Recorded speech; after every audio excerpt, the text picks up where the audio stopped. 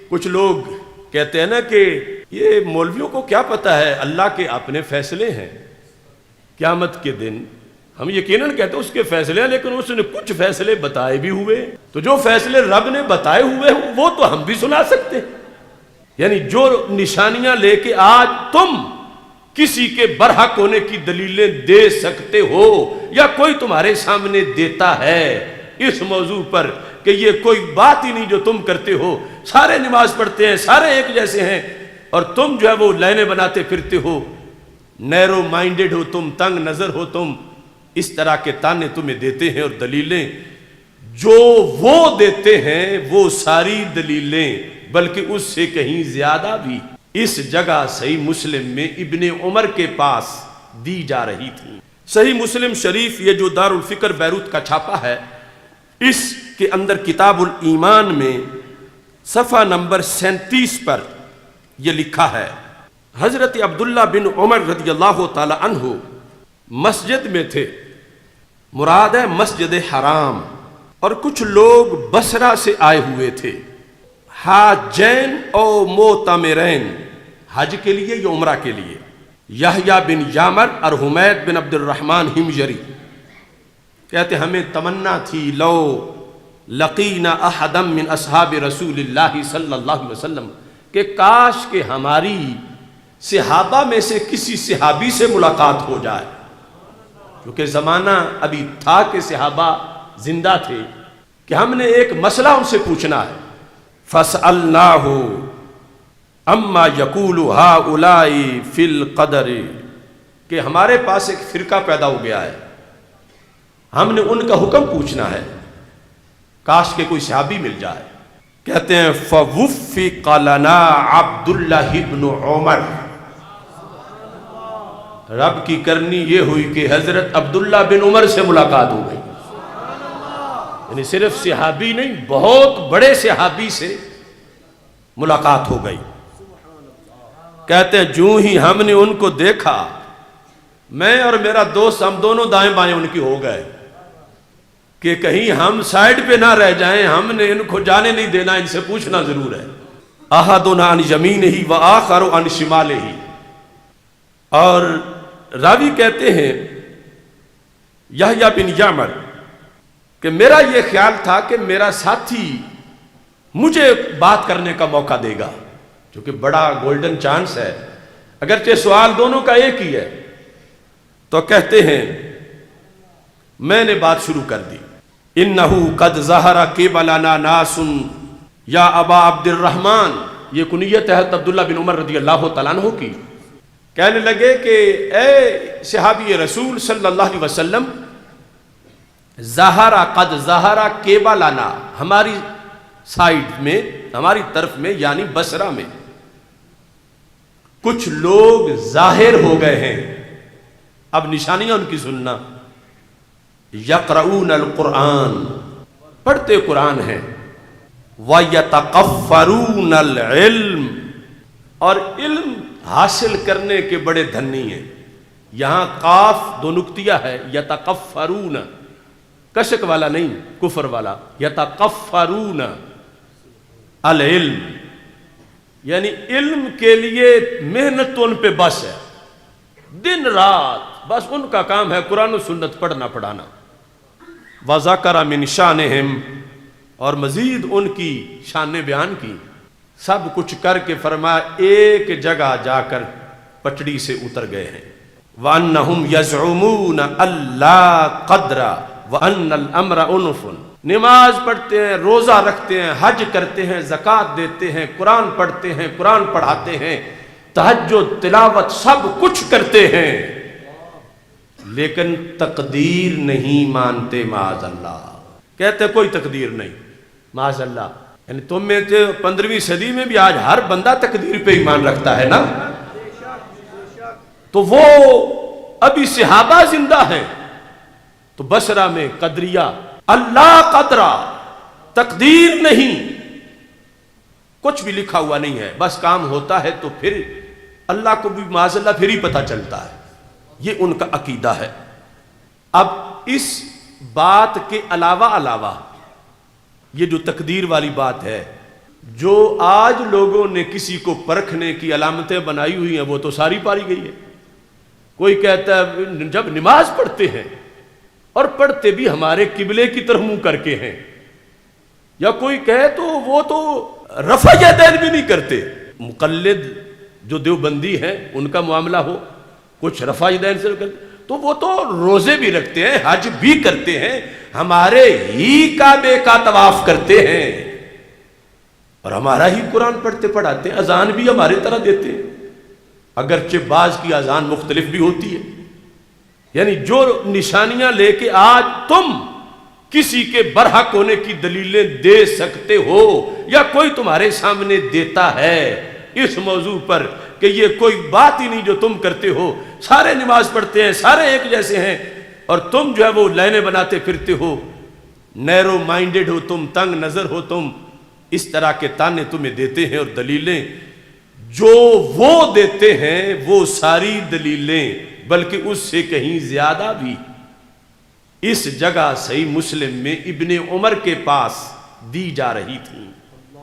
ان لوگوں کا حکم پوچھنے کے لیے۔ یعنی نماز، روزہ، حج، زکوٰۃ سب کچھ۔ اب تقدیر والا مسئلہ تو یعنی بظاہر آج جو ہمارے پاس لوگوں کے رجسٹر ہیں کسی کو چیک کرنے کے لیے، یہ بحث تو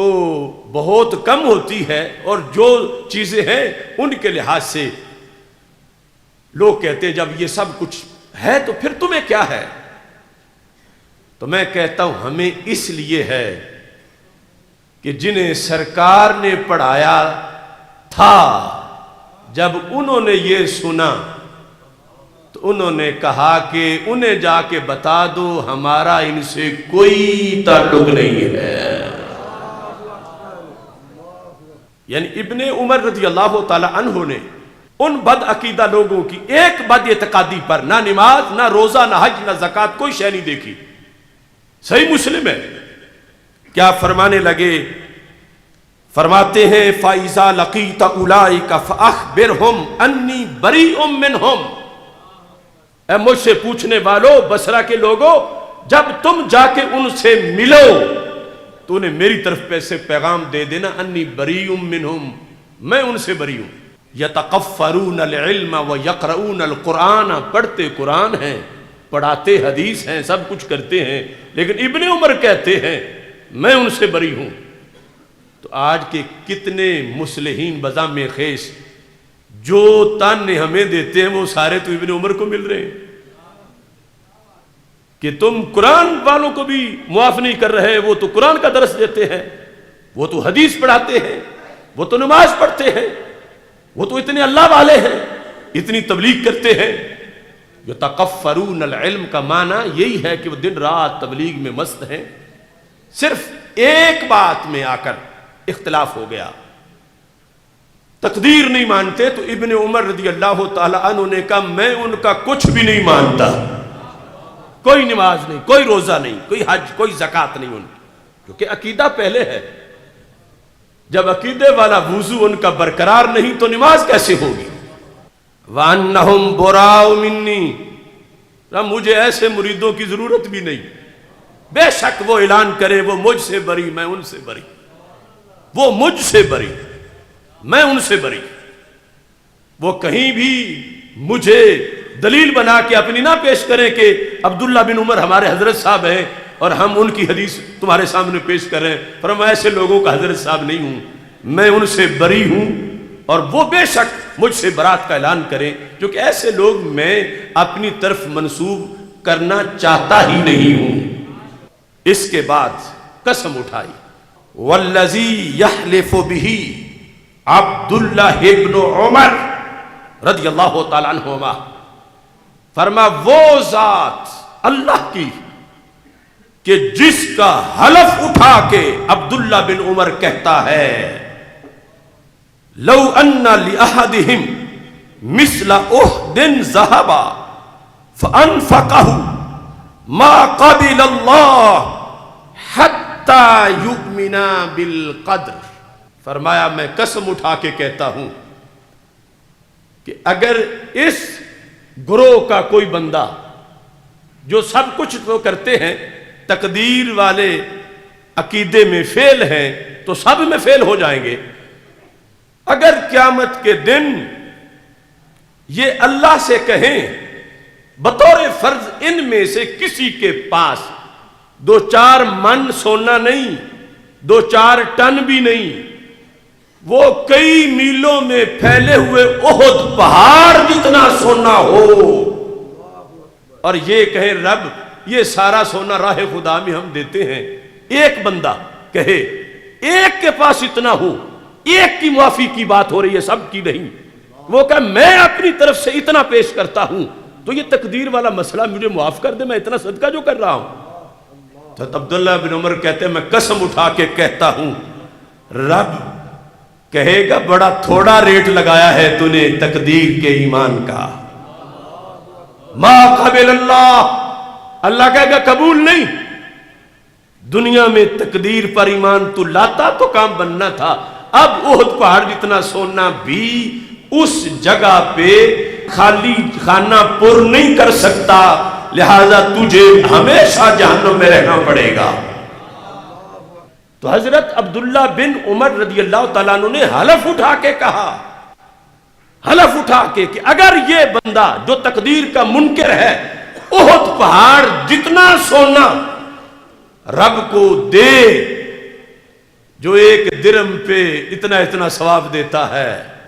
جب ایمان لانا تھا اس وقت نہ لا کے قیامت کے دن بطور فرض، حالانکہ اتنا تو کسی کے پاس ہو کیسے سکتا ہے،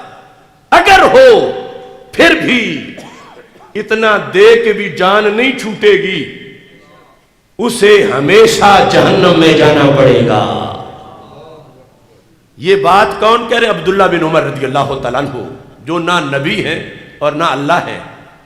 لیکن انہوں نے قرآن و سنت کی روشنی میں یہ بتا دیا کہ ایسا نہیں ہوگا کہ دنیا میں تقدیر پہ ایمان نہ رکھے اور سونے دے کے ایسے غلطیاں بھی بخشی جائیں، وہ اور مسئلے ہیں، ایمان اور عقیدے والے مسئلے ایسے نہیں ہیں کہ جہاں احد پہاڑ جتنا سونا کسی ایک غلطی کے لیے دیا جا سکے۔ تو پتہ چلا کہ جو طے شدہ ضابطے ہیں، ہماری اگرچہ کوئی حیثیت نہیں مگر صحیح مسلم پڑھ کے سنا تو سکتے ہیں اور ذمہ دار ہے کہ یہ بات غلط نہیں، یہ صحیح ہے، اور آگے ابن عمر ہیں، اور ابن عمر سے جس نے ٹکر لینی ہے اس نے پھر اپنی عمر سے ٹکر لینی ہے۔ ابھی دور صحابہ ہے، قرآن پڑھنے والے، حدیث پڑھنے والے، سب کچھ کرنے والے، وہ غلطی کر گئے کہ جو اتنی بڑی تھی کہ پھر جہنم سے بچ نہ سکے۔ جو تمہارے اندر ہم سب میں جو ایمان بالقدر ہے، تقدیر پر ایمان، اس کی قیمت کیا ہے؟ اس امریکہ جیسی کروڑہا حکومتیں جنم لے کے آ جائیں، تم میں سے کسی ایک کے پورے ایمان کا تو کیا تقدیر والے شعبے کی بھی قیمت نہیں دے سکیں گے۔